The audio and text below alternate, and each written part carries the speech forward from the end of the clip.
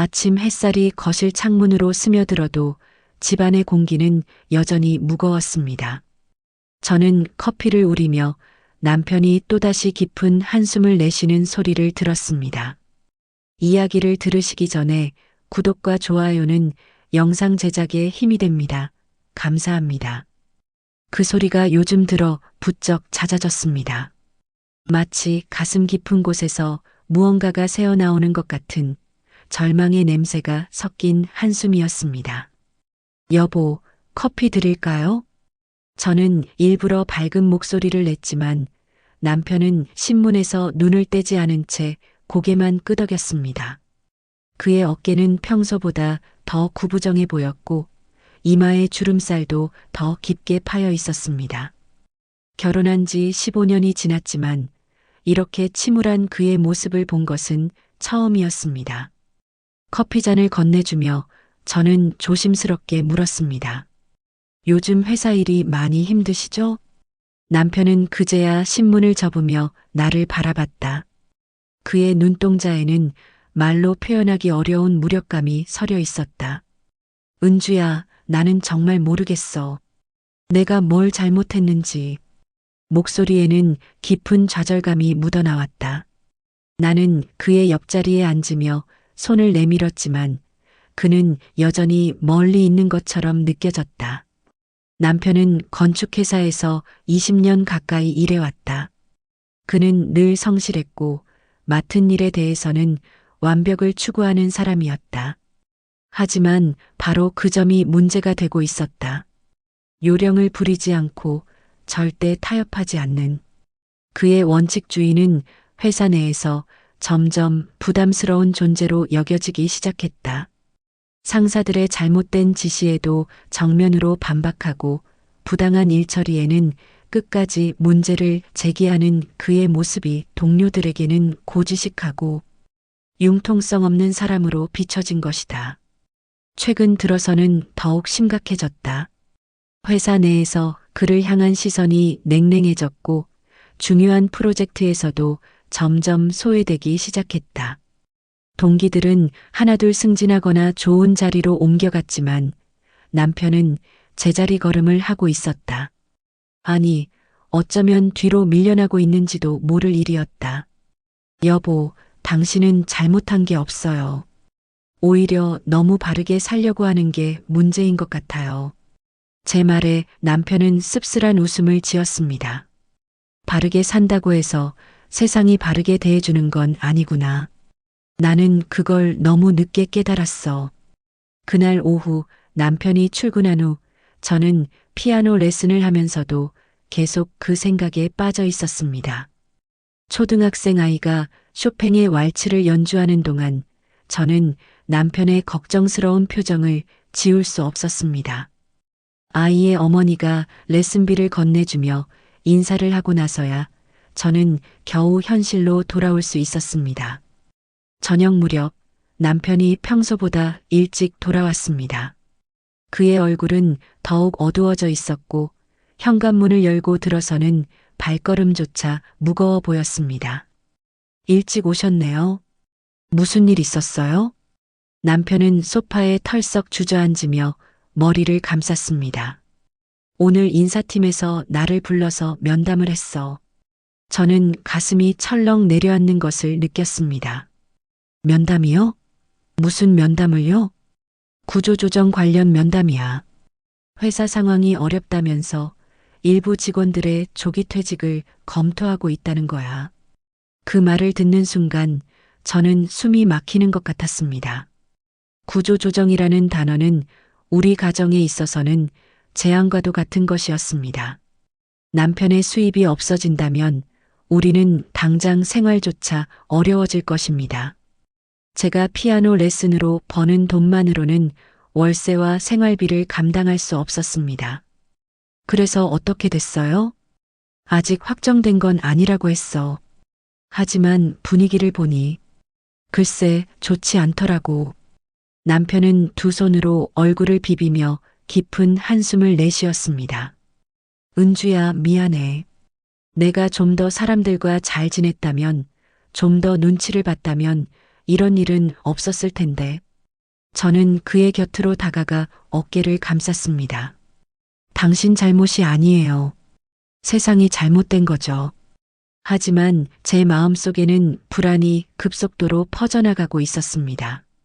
만약 남편이 정말 회사에서 나오게 된다면 45의 나이에 새로운 일자리를 구하는 것이 얼마나 어려울지는 불을 보듯 뻔한 일이었습니다. 특히 남편처럼 고집이 세고 타협을 모르는 성격으로는 더욱 힘들 것입니다.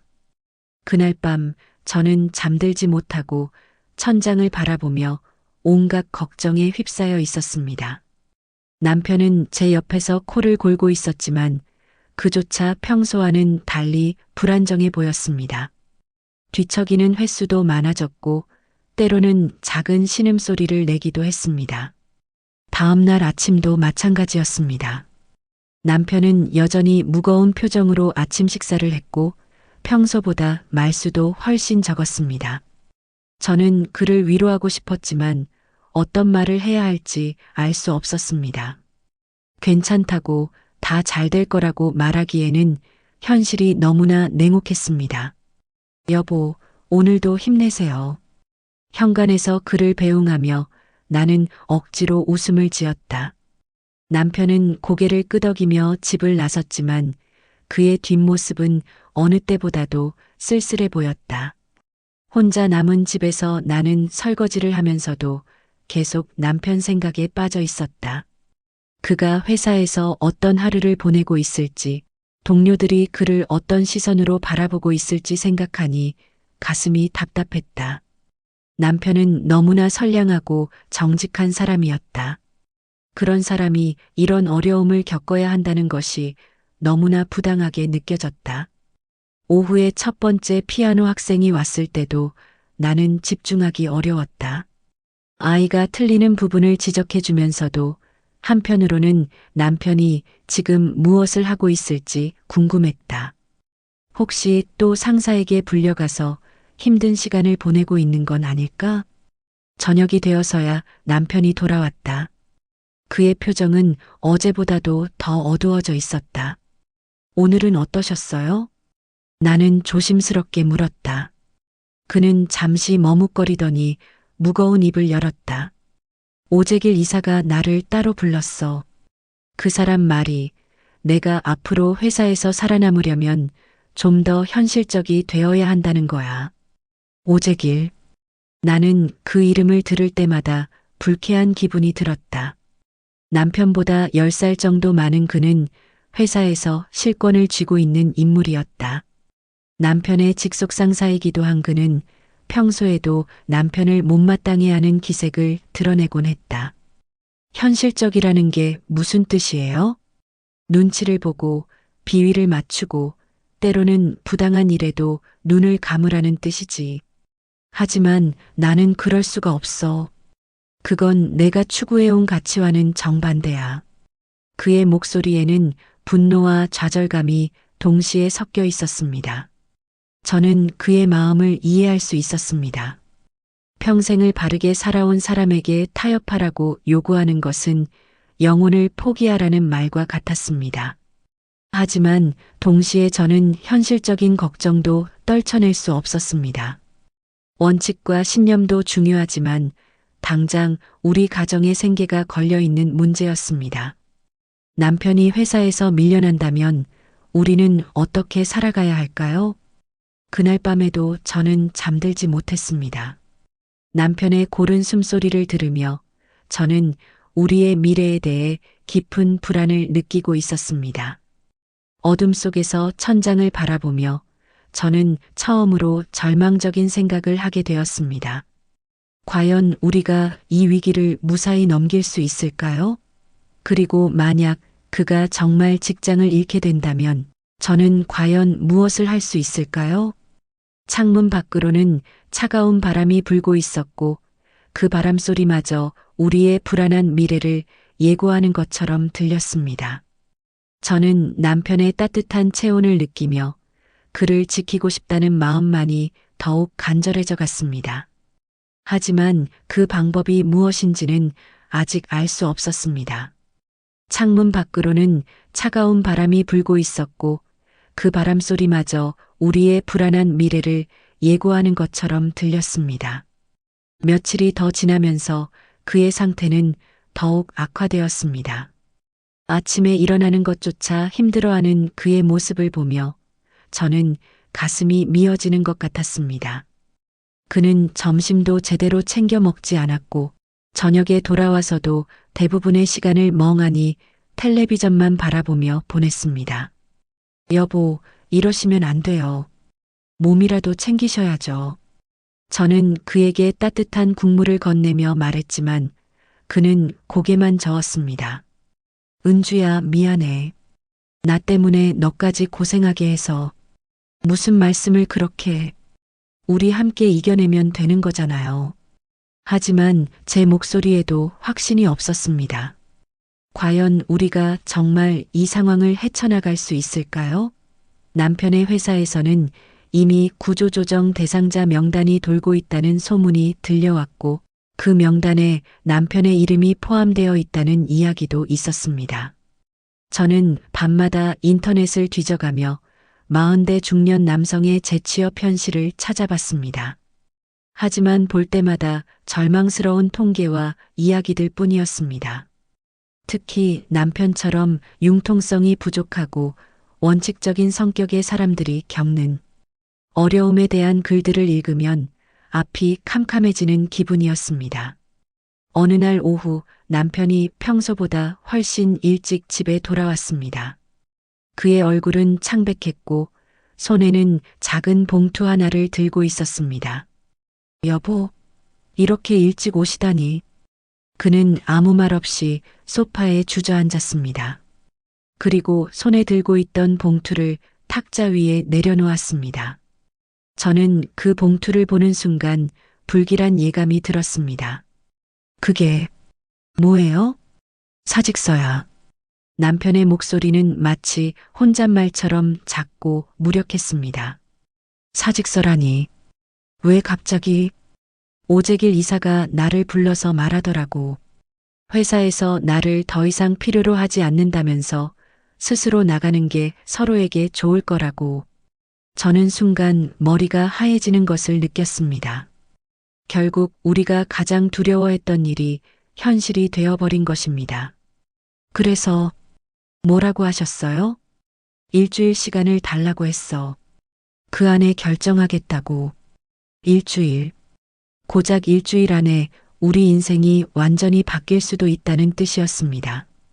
저는 그의 어깨를 보며 그가 얼마나 큰 절망감을 느끼고 있을지 짐작할 수 있었습니다. 그날 밤 저는 거의 잠을 이루지 못했습니다. 그는 일찍 잠자리에 들었지만 계속해서 뒤척이며 중얼거렸습니다. 때로는 작은 신음소리를 내기도 했고 식은땀을 흘리기도 했습니다. 저는 그런 그의 모습을 지켜보며 가슴이 찢어지는 것 같은 아픔을 느꼈습니다. 다음 날 아침 남편은 결국 회사에 나가지 않았습니다. 연차를 내고 집에 있겠다고 했습니다. 저는 그를 혼자 두고 싶지 않았지만 이미 약속된 피아노 레슨 때문에 어쩔 수 없이 학생들을 가르쳐야 했습니다. 레슨을 하는 동안에도 저는 계속 남편 걱정에 빠져 있었습니다. 학생이 연주하는 피아노 소리조차 제대로 들리지 않았고 평소보다 훨씬 산만한 수업이 되었습니다. 학부모님들이 걱정스러운 표정으로 저를 바라보는 것을 느꼈지만 설명할 수도 없는 노릇이었습니다. 오후가 되어서야 모든 레슨이 끝나고 저는 남편이 있는 거실로 갔습니다. 그는 여전히 소파에 앉아 멍하니 창밖을 바라보고 있었습니다. 점심도 제대로 먹지 않은 것 같았습니다. 여보, 뭐라도 드세요. 이러시면 몸만 상해요. 저는 간단한 샌드위치를 만들어 그 앞에 놓았습니다. 하지만 남편은 고개만 저을 뿐이었습니다. 은주야, 나는 정말 어떻게 해야 할지 모르겠어. 20년을 다닌 회사에서 이런 식으로 쫓겨나다니. 그의 목소리에는 깊은 절망과 분노가 섞여 있었습니다. 저는 그의 옆에 앉으며 조용히 손을 잡았습니다. 우리 함께 방법을 찾아보아요. 분명히 길이 있을 거예요. 하지만 제 말도 공허하게 들릴 뿐이었습니다. 현실은 그렇게 만만하지 않았고 우리 앞에 놓인 선택지들은 모두 험난해 보였습니다. 이렇게 절망적인 상황이 계속되던 그때 예상치 못한 전화 한 통이 우리의 운명을 완전히 다른 방향으로 이끌어가게 될 줄은 그 순간에는 전혀 알 수 없었습니다. 나는 그의 따뜻한 체온을 느끼며 그를 지키고 싶다는 마음만이 더욱 간절해져 갔습니다. 하지만 그 방법이 무엇인지는 아직 알 수 없었다. 이렇게 불안한 나날들이 계속되던 어느 날 예상치 못한 전화 한 통이 우리의 운명을 완전히 바꿔놓게 될 줄은 그때는 몰랐다. 그 전화는 목요일 오후 3시경에 걸려왔습니다. 저는 막 피아노 레슨을 마치고 차 한 잔을 우리려던 참이었습니다. 남편은 여전히 거실 소파에 앉아 창밖을 바라보고 있었고 집안의 공기는 무거운 침묵으로 가득했습니다. 핸드폰이 울리는 소리에 저는 깜짝 놀랐습니다. 요즘 들어 전화가 오는 일이 거의 없었거든요. 화면에 뜬 번호는 모르는 번호였지만 왠지 받아야 할 것 같은 느낌이 들었습니다. 여보세요? 정은주 선생님이시죠? 안녕하세요. 오재길입니다. 순간 저는 숨이 멎는 것 같았습니다. 오재길. 남편의 직속 상사이자 남편을 사실상 퇴직으로 내몰고 있는 바로 그 사람이었습니다. 왜 그가 저에게 직접 전화를 걸었을까요? 아, 안녕하세요. 제 목소리는 떨리고 있었습니다. 남편이 거실에서 고개를 돌려 저를 바라봤지만 저는 그의 시선을 피했습니다. 갑자기 연락드려서 죄송합니다. 혹시 오늘 시간이 되시면 잠깐 뵐 수 있을까요? 성호 씨 일로 할 말씀이 있어서요. 할 말씀이 있다니. 저는 가슴이 두근거리기 시작했습니다. 혹시 남편에게 마지막 기회를 주려는 것일까요? 아니면 더 나쁜 소식을 전하려는 걸까요? 어떤 말씀인지요? 전화로는 좀 그렇고요. 직접 만나서 이야기하는 게 좋겠습니다. 어떠세요? 저는 잠시 망설였습니다. 남편의 상사와 단둘이 만난다는 것이 부담스러웠지만 혹시나 하는 희망을 버릴 수도 없었습니다.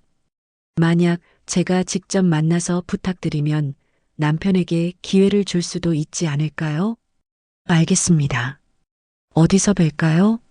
롯데호텔 로비는 어떠세요? 5시쯤에요.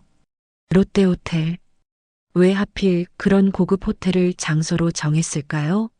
저는 이상하다는 생각이 들었지만 이미 약속을 잡은 이상 거절하기도 어려웠습니다.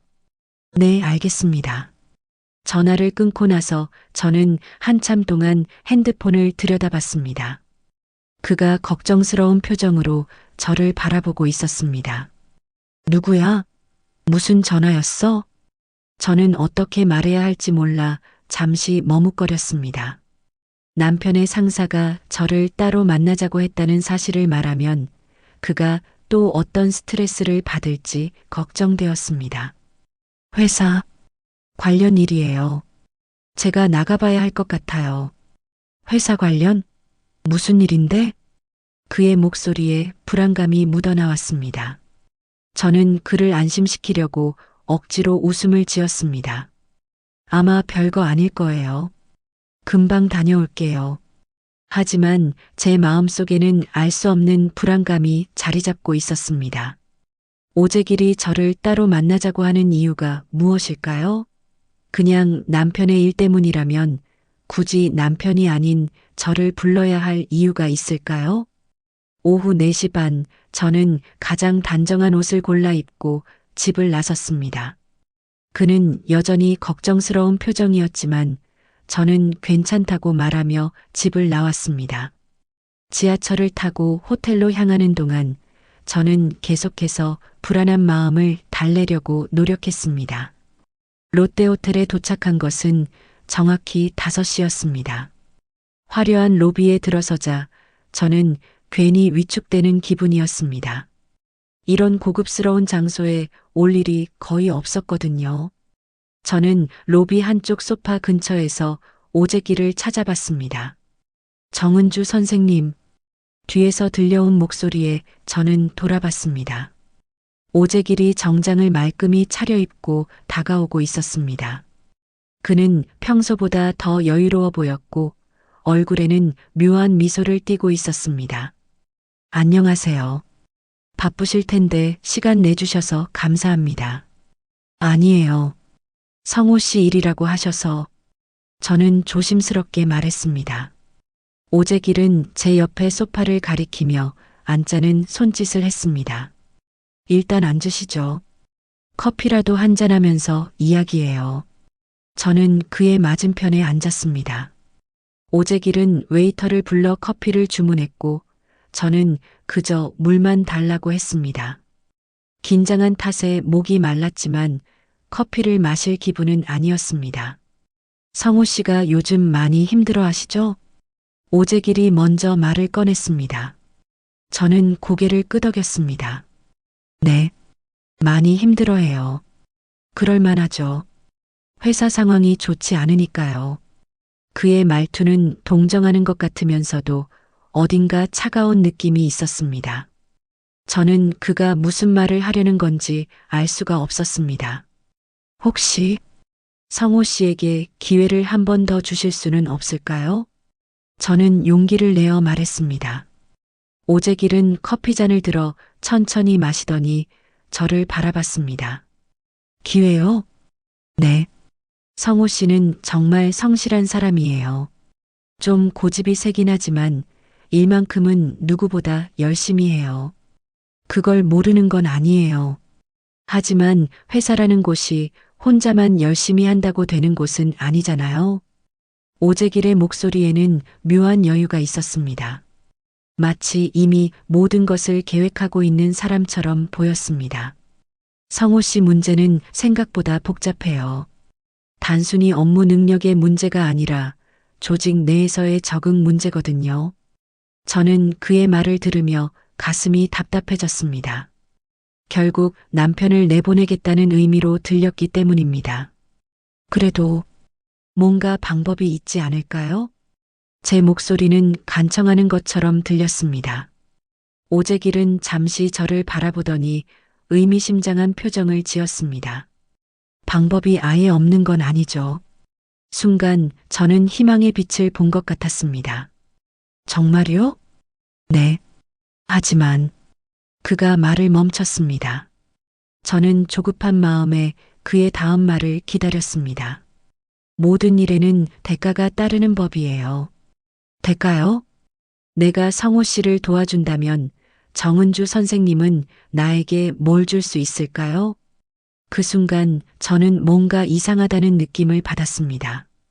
그의 눈빛이 평소와 달랐고 목소리에도 묘한 기운이 감돌았습니다. 제가 무엇을 드릴 수 있는지 모르겠는데요. 생각해 보세요. 당신이 나에게 줄 수 있는 것 중에서 가장 소중한 것이 뭘까요? 오재길의 말은 점점 더 모호해졌고 저는 그가 무엇을 암시하는 건지 알 수가 없었습니다. 하지만 그의 시선이 저를 훑어보는 방식에서 불쾌한 느낌을 받기 시작했습니다. 저는 잘 모르겠어요. 그렇다면 내가 직접 제안해 볼까요?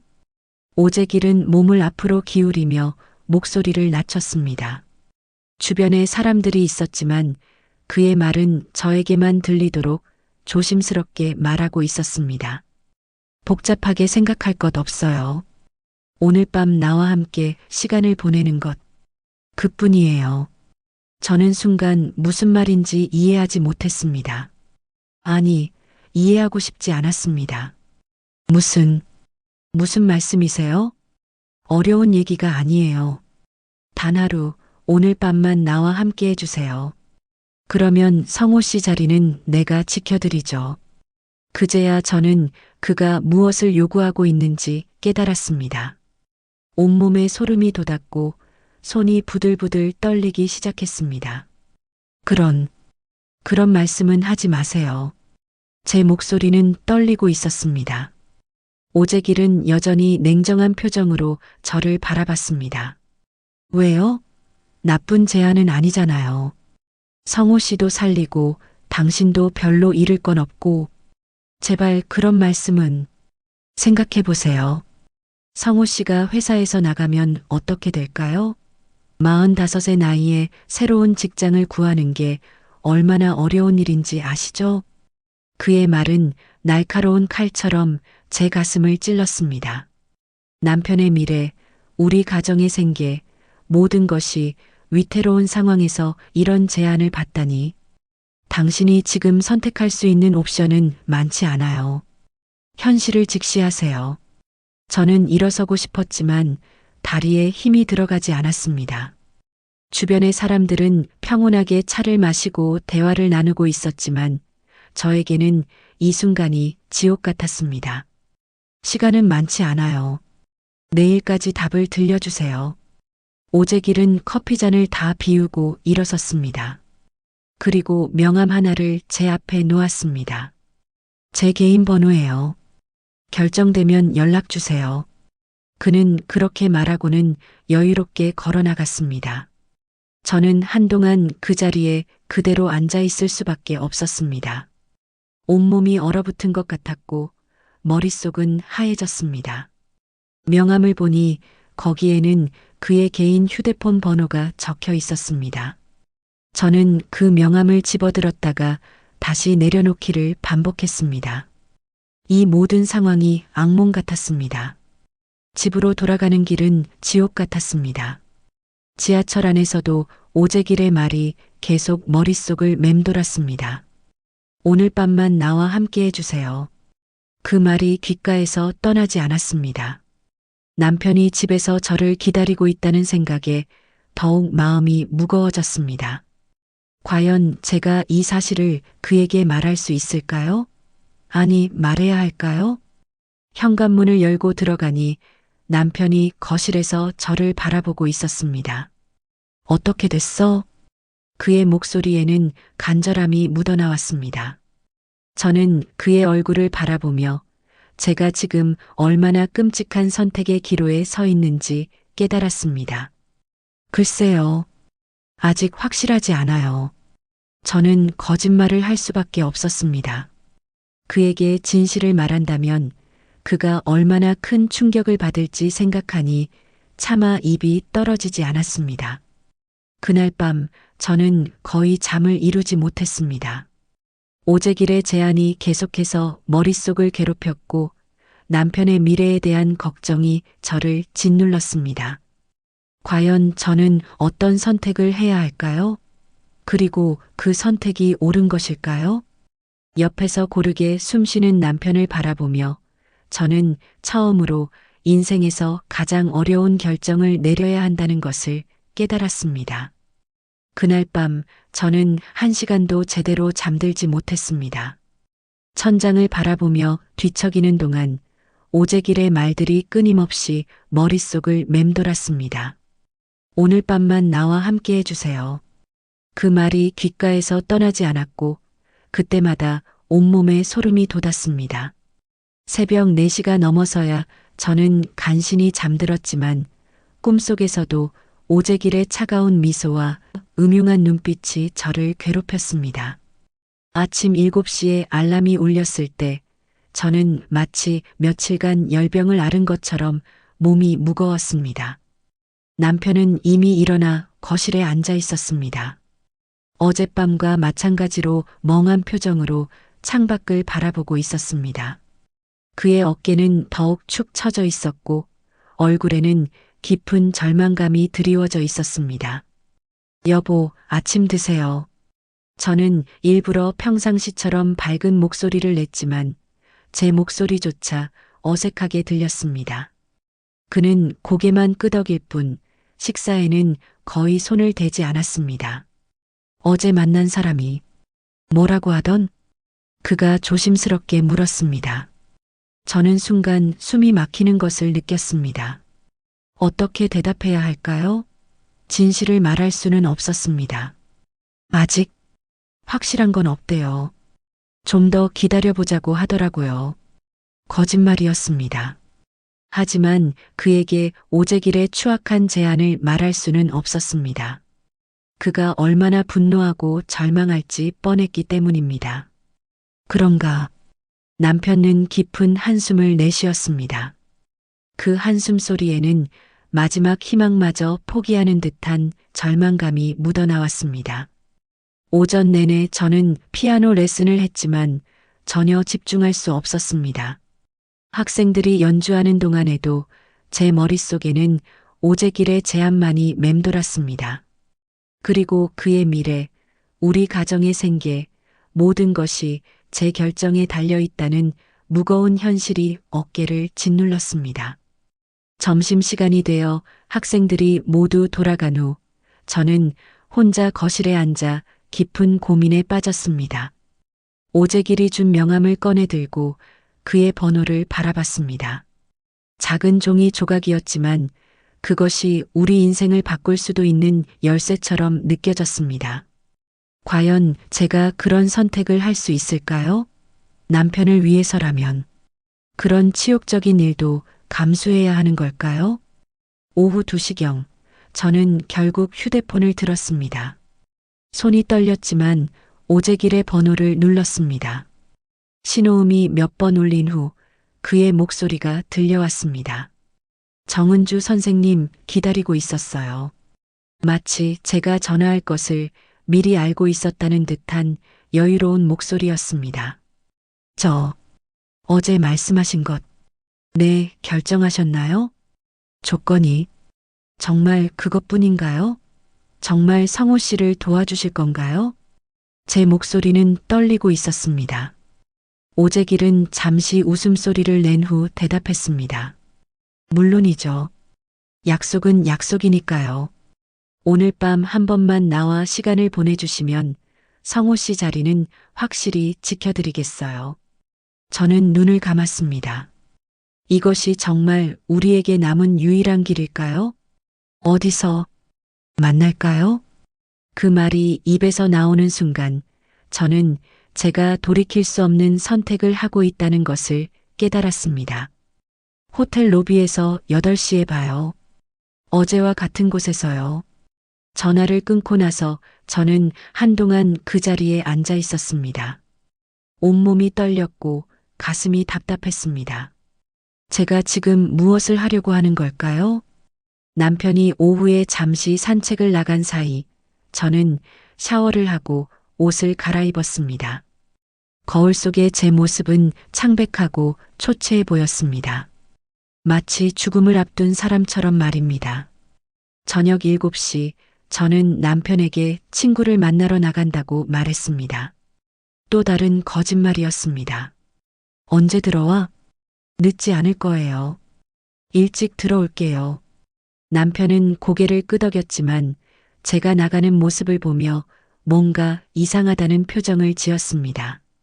아마도 제 얼굴색이 너무 안 좋았나 봅니다. 호텔로 가는 지하철 안에서 저는 계속해서 이 결정이 옳은 것인지 자문했습니다. 하지만 그의 절망에 찬 얼굴을 떠올릴 때마다 저는 다른 선택의 여지가 없다고 생각했습니다. 호텔에 도착했을 때는 정확히 8시였습니다. 오재길은 이미 로비에서 기다리고 있었습니다. 어제와 달리 좀 더 캐주얼한 옷차림이었지만 여전히 여유로운 미소를 띠고 있었습니다. 시간을 잘 지키시네요. 그가 일어서며 말했습니다. 저는 아무 대답도 할 수 없었습니다. 위로 올라가죠. 엘리베이터를 타면서 저는 마지막으로 돌아갈 기회를 생각해 봤습니다. 하지만 남편의 얼굴이 떠오르자 발걸음을 멈출 수 없었습니다. 1203호예요. 오재길이 방 번호를 말했습니다. 엘리베이터가 12층에 멈췄을 때 저는 다리가 후들거리는 것을 느꼈습니다. 방문 앞에 서서 오재길이 카드키를 대는 동안 저는 마지막으로 그에게 말했습니다. 정말 성호 씨를 도와주실 거죠? 걱정하지 마세요. 내가 약속한 것은 반드시 지킵니다. 방문이 열렸습니다.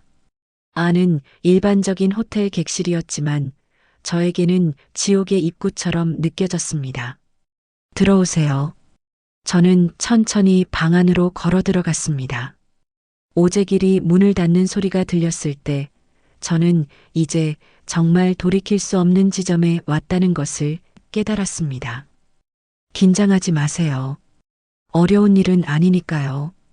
그의 목소리는 부드러웠지만 저에게는 악마의 속삭임처럼 들렸습니다. 음료수라도 드실까요? 아니요. 괜찮아요.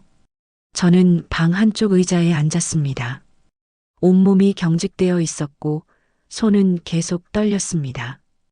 오재길은 미니바에서 위스키를 꺼내 마셨습니다. 그리고 저에게 다가와 소파에 앉았습니다. 이렇게 경직되어 있으면 안 되죠. 좀 편하게 해요. 저는 이런 일이 처음이라서 알아요. 하지만 걱정할 것 없어요. 금방 끝날 테니까. 그의 말에는 제 감정 따위는 전혀 고려하지 않는 냉혹함이 있었습니다.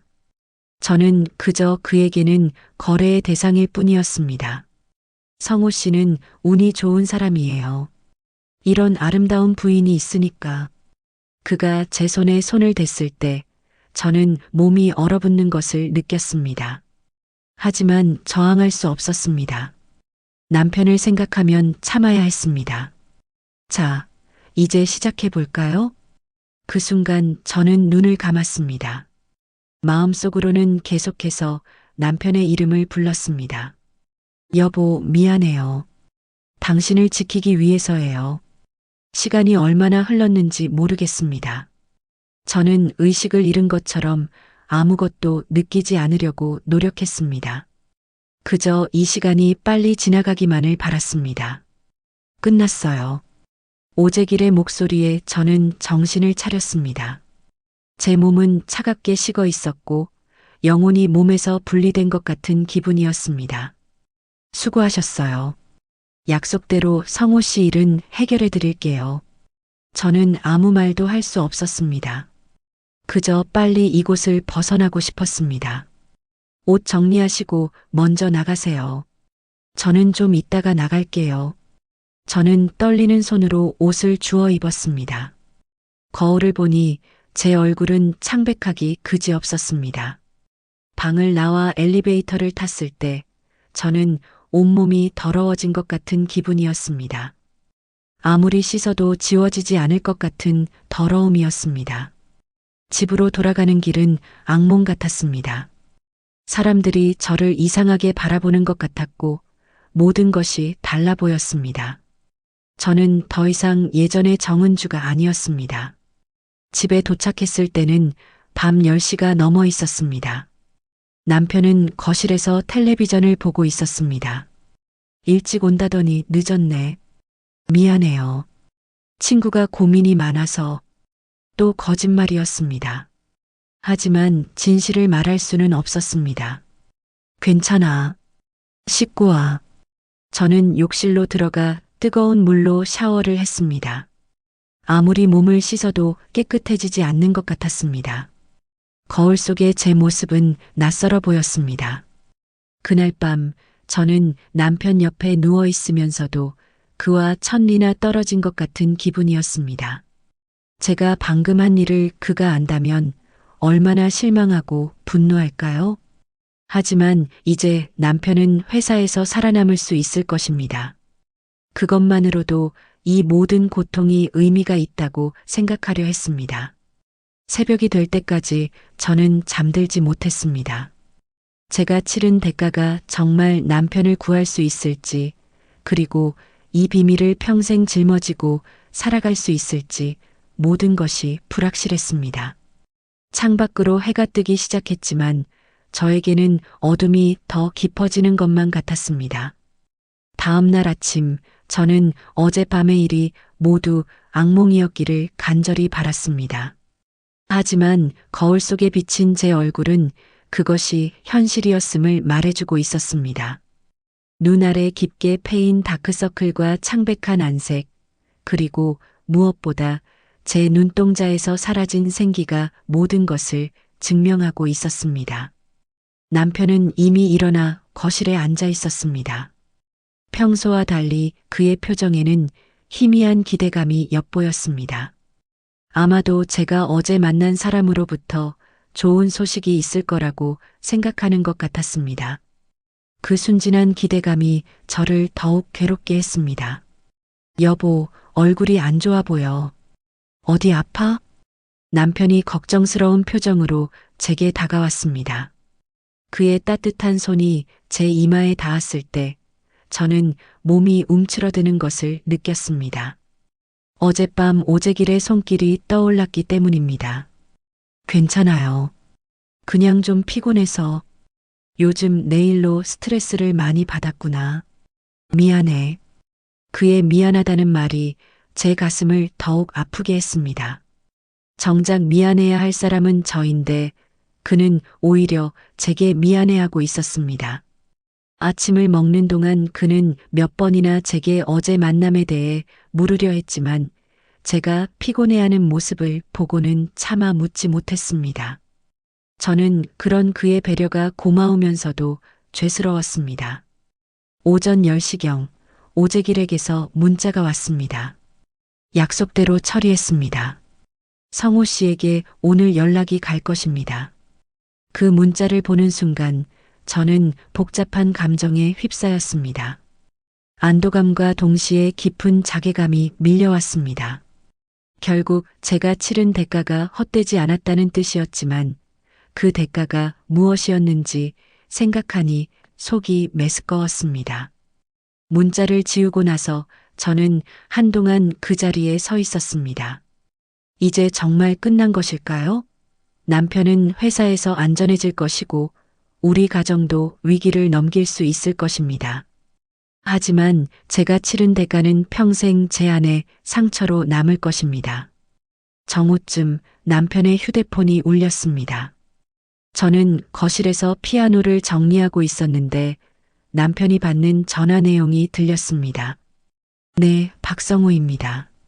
네, 정말요? 네, 감사합니다. 내일 출근하겠습니다. 전화를 끊고 나서 남편은 믿을 수 없다는 표정으로 저를 바라봤습니다. 은주야, 회사에서 연락이 왔어. 구조조정 명단에서 빠졌다고. 정말요? 저는 일부러 놀란 척했지만 이미 예상했던 결과였습니다. 응, 인사팀에서 말하기를 상부에서 재검토한 결과 내가 필요한 인력이라고 판단했다는 거야. 남편의 얼굴에는 오랜만에 밝은 미소가 떠올랐습니다. 지난 몇 주 동안 보지 못했던 생기가 그의 눈에 돌아왔습니다. 저는 그런 그의 모습을 보며 복잡한 마음이었습니다. 잘 됐네요. 정말 다행이에요. 어제 내가 만난 사람이 도움이 된 모양이야. 고마워, 은주야. 그가 제 손을 잡으며 말했습니다. 저는 그 따뜻한 손길을 느끼며 가슴이 아팠습니다. 그가 진실을 안다면 어떻게 생각할까요? 당신이 잘해서 그런 거예요. 저는 별로 한 게 없어요. 아니야. 내가 나서서 도와주지 않았다면 이런 일은 없었을 거야. 남편은 제게 고마워했지만 저는 그의 고마움을 받을 자격이 없다고 생각했습니다. 제가 한 일이 과연 그에게 도움이 된 것일까요? 아니면 그를 더 큰 불행으로 이끌어간 것일까요? 그날 오후 남편은 오랜만에 밖으로 산책을 나갔습니다. 기분이 좋아진 그는 동네 한 바퀴를 돌아보겠다고 했습니다. 저는 혼자 남은 집에서 깊은 생각에 빠졌습니다. 결과적으로 남편은 구해졌습니다. 그는 회사에서 안전해졌고 우리 가정의 경제적 위기도 넘어갔습니다. 하지만 그 과정에서 제가 잃은 것들은 무엇일까요? 저는 거울 앞에 서서 제 모습을 바라봤습니다. 겉으로는 별다른 변화가 없어 보였지만 제 내면은 완전히 달라져 있었습니다. 마치 영혼에 지워지지 않는 얼룩이 생긴 것 같았습니다. 어젯밤의 기억이 다시 떠올랐습니다. 오재길의 차가운 손길, 그의 숨소리, 그리고 제가 느꼈던 치욕감과 절망감, 모든 것이 생생하게 기억났습니다. 아무리 잊으려 해도 지워지지 않을 것 같았습니다. 저녁 때 남편이 돌아왔습니다. 그의 얼굴에는 오랜만에 밝은 표정이 있었습니다. 은주야, 오늘 저녁은 내가 할게. 내가 날 도와줬으니까 맛있는 거 해줄게. 괜찮아요. 제가 할게요. 아니야. 오늘만은 내가 하고 싶어. 남편은 부엌으로 들어가 요리를 시작했습니다. 오랜만에 기분이 좋아진 그는 콧노래까지 부르며 요리를 했습니다.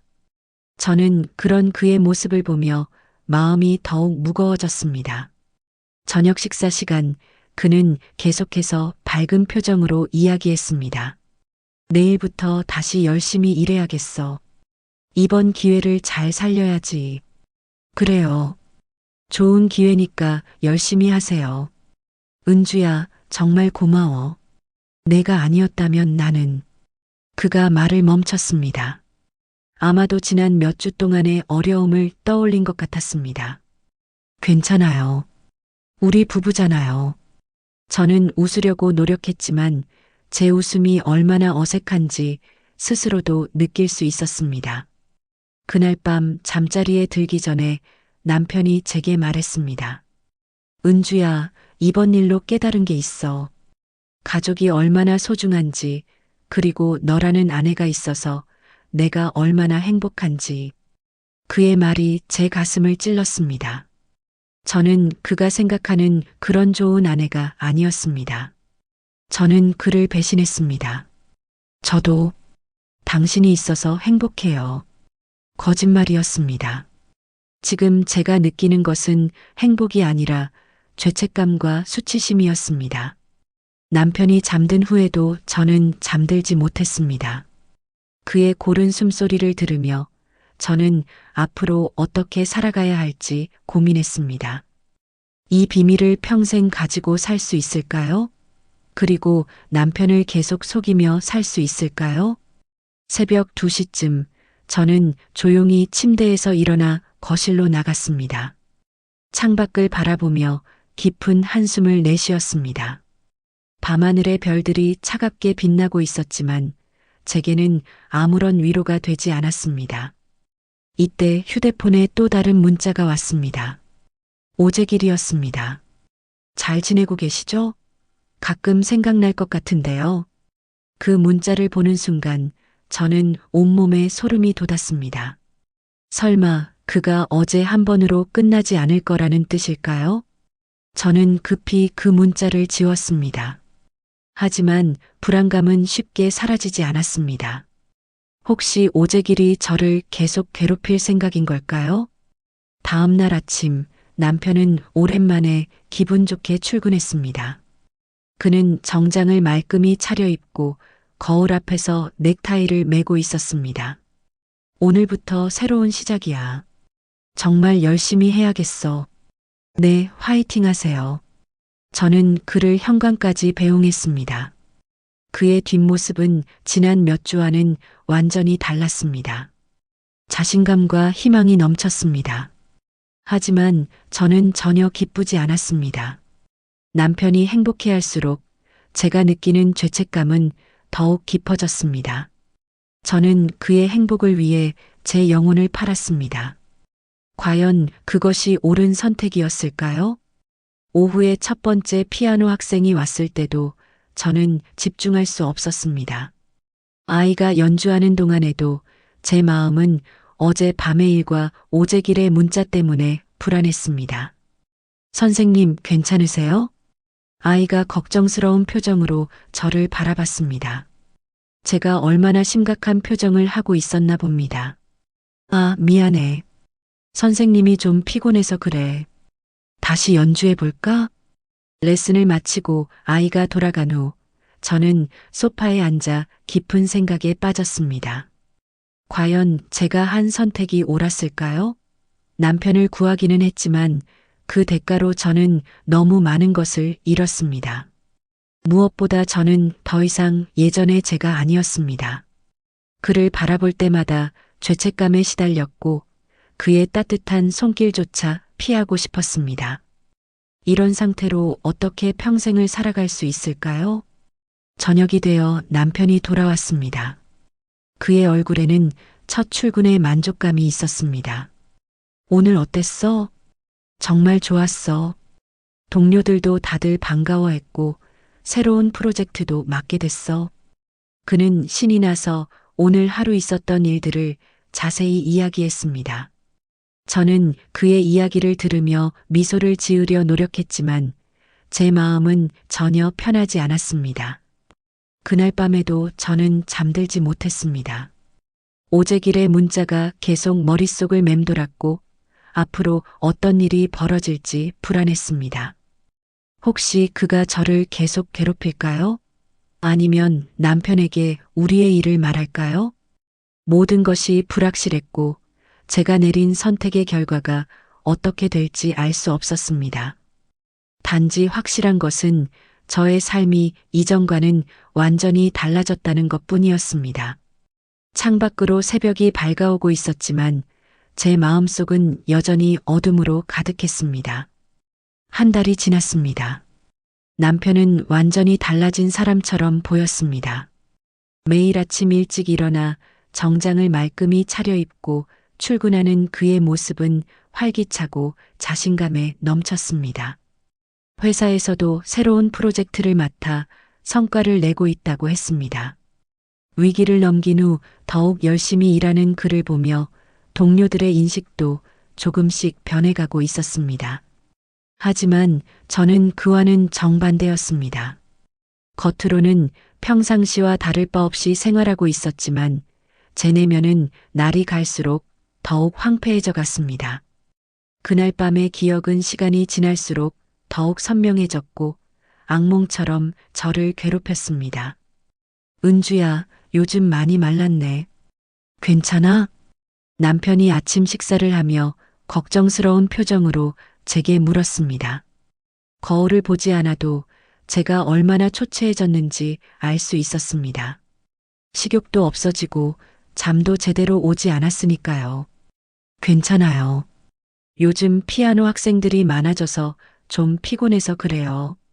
거짓말이었습니다. 실제로는 학생 수가 늘어난 것도 아니었고 레슨에 집중하지 못해서 오히려 몇몇 학부모들이 걱정을 표하기도 했습니다. 그래도 몸 관리는 해야지. 내가 요즘 일이 잘 풀려서 기분이 좋은데 내가 아프면 안 되잖아. 그의 따뜻한 말이 제 가슴을 더욱 아프게 했습니다. 그는 제가 자신을 위해 어떤 희생을 했는지 전혀 모르고 있었습니다. 그리고 앞으로도 절대 알아서는 안 되는 일이었습니다. 남편이 출근한 후 저는 홀로 남은 집에서 멍하니 앉아 있었습니다. 요즘 들어 이런 시간이 많아졌습니다. 아무것도 하지 않고 그저 허공을 바라보며 시간을 보내는 일이 늘어났습니다. 휴대폰이 울렸습니다. 화면에 뜬 이름을 보는 순간 제 온몸이 얼어붙었습니다. 오재길이었습니다. 한 달 동안 그로부터 몇 차례 문자와 전화가 왔었습니다. 처음에는 단순한 안부 인사였지만 점점 노골적으로 변해갔습니다. 보고 싶다, 다시 만나고 싶다는 내용들이었습니다. 여보세요. 제 목소리는 떨리고 있었습니다. 은주 씨, 오랜만이네요. 어떻게 지내세요? 왜 계속 연락하세요? 약속은 지키셨잖아요. 약속은 약속이고 우리 사이는 또 다른 문제죠. 그의 목소리에는 소유욕이 묻어나왔습니다. 마치 저를 자신의 소유물처럼 여기는 듯한 어조였습니다. 우리 사이는 없어요. 그날 하룻밤으로 끝난 거예요. 그렇게 생각하시나요? 하지만 저는 그렇게 생각하지 않는데요. 제 가슴이 두근거리기 시작했습니다. 그가 무엇을 말하려는 건지 알 것 같았습니다. 성호 씨가 지금 잘 지내고 계시죠? 회사에서도 인정받고 있고, 그게 무슨 뜻이에요? 언제든지 상황은 바뀔 수 있다는 뜻이에요. 제가 지켜주고 있으니까 안전한 거죠. 협박이었습니다. 그는 남편의 안전을 볼모로 저를 계속 조종하려는 것이었습니다. 제발, 그만해 주세요. 오늘 저녁에 만나요. 장소는 문자로 보내드릴게요. 안 돼요. 못 만나요. 만나지 않으시면 성호 씨에게 우리 이야기를 해야겠네요. 그분이 어떤 반응을 보일지 참 궁금하네요. 전화가 끊어졌습니다. 저는 한동안 그 자리에 서 있을 수밖에 없었습니다. 온몸이 떨렸고 숨이 막히는 것 같았습니다. 결국 제가 걱정했던 일이 벌어지고 있었습니다. 오재길은 한 번으로 만족하지 않았습니다. 그는 저를 계속 이용하려 하고 있었고 남편을 볼모로 협박하고 있었습니다. 오후 3시 그에게서 문자가 왔습니다. 호텔 주소와 방 번호였습니다. 저는 그 문자를 보며 절망감에 빠졌습니다. 이런 일이 언제까지 계속될까요? 저는 남편에게 전화를 걸었습니다. 여보, 나야. 무슨 일이야? 오늘 친구 만나기로 해서 좀 늦을 것 같아. 또 거짓말이었습니다. 하지만 다른 방법이 없었습니다. 그래, 알겠어. 조심히 다녀와. 그의 따뜻한 목소리가 제 마음을 더욱 아프게 했습니다. 저녁 6시, 저는 다시 그 호텔에 있었습니다. 한 달 전과 똑같은 장소였습니다. 엘리베이터를 타고 올라가는 동안 저는 마치 지옥으로 내려가는 기분이었습니다. 방문을 두드리자 오재길이 문을 열었습니다. 그의 얼굴에는 만족스러운 미소가 있었습니다. 잘 오셨네요. 들어오세요. 저는 무거운 발걸음으로 방 안으로 들어갔습니다. 한 달 전과 똑같은 방이었습니다. 이제 우리 관계가 어떤 건지 이해하시겠죠? 언제까지 이럴 거예요? 그건 저 나름이죠. 당신이 제게 필요한 동안은요. 그의 말에는 냉혹함이 있었습니다. 저는 그가 처음부터 이런 계획을 가지고 있었다는 것을 깨달았습니다. 남편을 구해준다는 것은 핑계였고 실제로는 저를 자신의 것으로 만들려는 의도였던 것입니다. 성호 씨에게 말하면 어떻게 될까요? 그 사람이 진실을 안다면? 그러면 저도 어떻게 될지 모르겠어요. 실제로 남편이 진실을 안다면 그는 견디지 못할 것입니다. 저보다도 그가 더 큰 상처를 받을 것이 분명했습니다. 그날 밤도 악몽 같았습니다. 한 달 전보다 더 치욕적이고 고통스러웠습니다. 왜냐하면 이번에는 제가 완전히 속수무책이라는 것을 알았기 때문입니다. 집에 돌아온 것은 밤 11시가 넘어서였습니다. 남편은 거실에서 텔레비전을 보고 있었습니다. 늦었네. 친구랑 재미있게 놀았어? 네. 오랜만에 만나서 이야기가 많았어요. 그래. 가끔은 그런 시간도 필요하지. 그는 제 거짓말을 의심하지 않았습니다. 너무나 순수하고 선량한 그였기에 저의 배신을 상상조차 할 수 없었던 것입니다.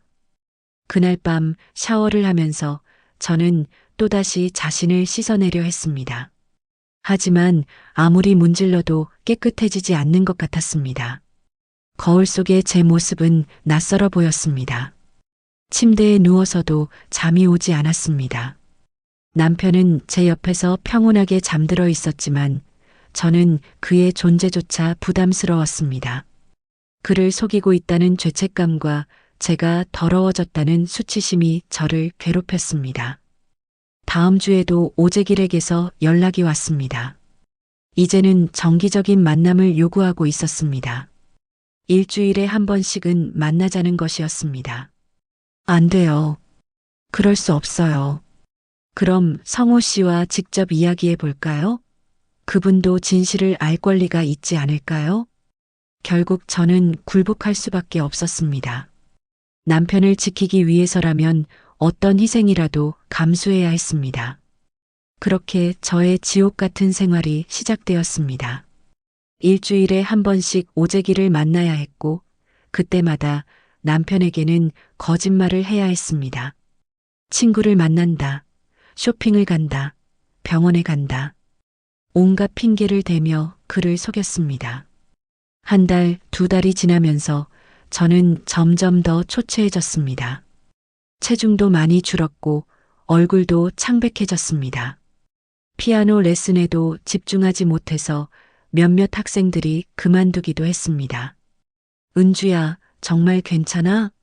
병원에 가봐야 하는 거 아니야? 남편이 걱정스러운 표정으로 제게 말했습니다. 괜찮아요. 그냥 좀 피곤한 것뿐이에요. 요즘 너무 자주 나가는 것 같은데. 친구들이랑 만나는 것도 좋지만 몸 관리를 먼저 해야지. 그의 걱정 어린 말이 제 가슴을 더욱 아프게 했습니다. 그는 여전히 저를 사랑하고 걱정해주고 있었지만 저는 그 사랑을 배신하고 있었습니다. 어느 날 밤 저는 더 이상 견딜 수 없다는 생각이 들었습니다. 이런 생활을 계속한다면 저는 정말 미쳐버릴 것 같았습니다. 오재길에게 전화를 걸었습니다. 그만해주세요. 제발 이제 그만해주세요. 무엇을 그만하라는 거죠? 이런 관계 더 이상 견딜 수가 없어요. 그럼 성호 씨에게 모든 걸 말씀드릴까요? 당신이 어떤 방법으로 그를 구했는지 말이에요. 제발 부탁이에요. 부탁은 부탁대로 들어드리죠. 하지만 그에 따른 대가도 있어야 하지 않을까요? 그는 끝내 저를 놓아주지 않을 작정이었습니다. 저는 평생 그의 노예로 살아야 하는 운명인 것 같았습니다. 그날 밤 저는 베란다에 나가 밤하늘을 바라봤습니다. 차라리 모든 것을 남편에게 털어놓는 게 나을까요? 그가 진실을 안다면 저를 용서할 수 있을까요? 하지만 그럴 용기는 없었습니다. 남편이 받을 충격과 상처를 생각하면 차라리 제가 이 고통을 혼자 짊어지는 게 나을 것 같았습니다. 별들이 차갑게 빛나고 있었지만 저에게는 아무런 위로가 되지 않았습니다. 저는 이미 너무 깊은 구렁텅이에 빠져서 다시는 올라올 수 없을 것 같았습니다. 남편을 구하기 위해 제가 내린 선택은 결국 저 자신을 파괴하는 결과를 가져왔습니다. 그리고 이 고통은 제가 살아있는 한 계속될 것 같았습니다. 새벽바람이 차갑게 불어왔지만 제 마음속은 그보다 더 차가웠습니다. 저는 더 이상 예전의 정은주가 아니었습니다. 그리고 다시는 그 사람으로 돌아갈 수 없을 것 같았습니다. 창문 너머로 남편의 잠든 모습이 보였습니다. 그는 평온한 얼굴로 잠들어 있었습니다. 적어도 그는 행복하다는 것이 저에게는 작은 위안이었습니다. 비록 그 행복이 제 희생 위에 세워진 것이라 해도 말입니다. 이야기는 즐거우셨나요? 구독과 좋아요는 영상 제작에 힘이 됩니다. 감사합니다.